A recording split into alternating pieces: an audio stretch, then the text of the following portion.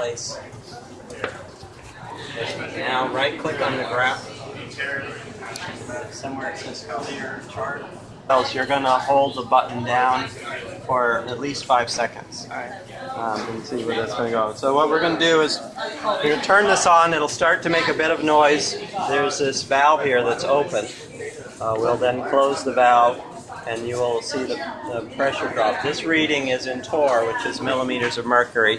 It starts reading at about 120. Atmospheric pressure is 760. So it'll take a bit of time. And then when it gets down to the vapor pressure of water at room temperature, you will see that boil, and you're holding the button down will trigger in the file the point at which you saw that happen. You should see these go down. So go ahead and start this.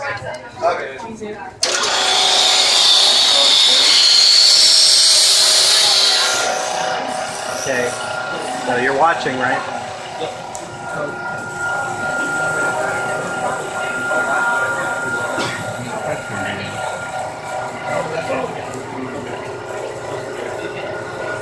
Alright, then hold it down. So you can see the water boiling. Okay, you're supposed to watch.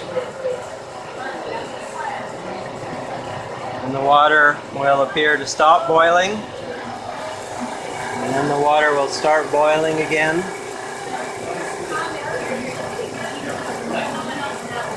And the pressure is continuing to go down. And the question is, why is the water not boiling anymore? Because the pressure is lower than it was a minute ago when it was boiling. You have to think about the phase diagram. And the other thing is so that the red curve is the water, right? And the other curve is what? What is the object that's connected to the other curve? Celery. Celery. Right, so those are the two that are at the lowest temperature. So what is their temperature about right now? Water and celery, what are their temperatures? So you can read the numbers in the box. Water is about 10.5 and celery is about 7. Right. So the question is, you're thinking about the phase diagram, right? So you were at room temperature, you were at a constant temperature, and the pressure dropped, the pressure dropped, the pressure dropped until the temperature hits the phase boundary at which the water boils. What happens to the water when it boils? It vaporizes, but the heat has to come from the water. That's why the temperature, so you can see basically the temperature started to take a nosedive when it started boiling. The temperature then drops. So it no longer is a vertical line on the phase diagram. The temperature goes horizontal as it drops. It goes back into the liquid phase region of the phase diagram, and you have to wait for the pump to drop it down to the boiling point. So that's why there'll be nothing for a while, and all of a sudden you'll see a bubble. That bubble will cause some water to vaporize.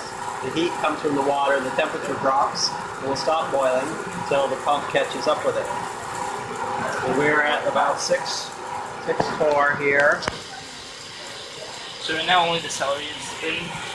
So the temperatures are related to how easily they let water vaporize. So of the things in there, besides the free surface of the water, the celery was giving up water as quickly as possible.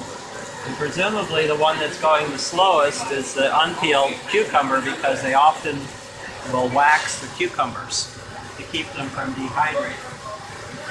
And so the moisture has to go out the end of the cucumber where we cut it, whereas the peeled part, the moisture can go out on all sides.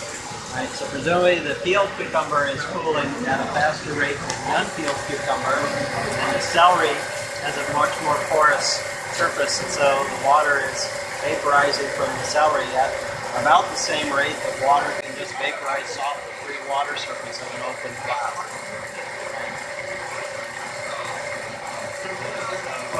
What's the time axis? We'll wait till it gets to about 350 or so, and then we'll let the cook on the stop button. Release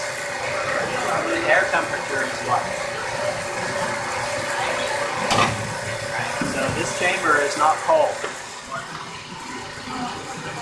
The air inside, whatever little air there is left inside, is not cold. The flask with the air in it is not cold. Only the objects that had water in them that vaporized actually got cold. So essentially, this is not the kind of heat transfer that you're used to thinking about when you're cooking. When you put something in the freezer, this is not that kind of phase. This is a phase change. That's why it's called latent heat. It's a different way of heating. Wow, the carrot looks like it's changing color. Probably it's dehydrating it and has a more of a white appearance. I'm saying it looks darker, actually. Well, What are we at in our time? or yeah, I guess it's light on parts of it, but dark On in the the stop middle. button. Hold the stop button down. Alright. Okay, now you can reach down and push the red button on this switch. Push hard. Alright, and then we can open this up. Let the air back in. And then you can see for your own self by holding them what temperature they are and weigh them to see how much mass they lost, because if they got cold they had to have lost water.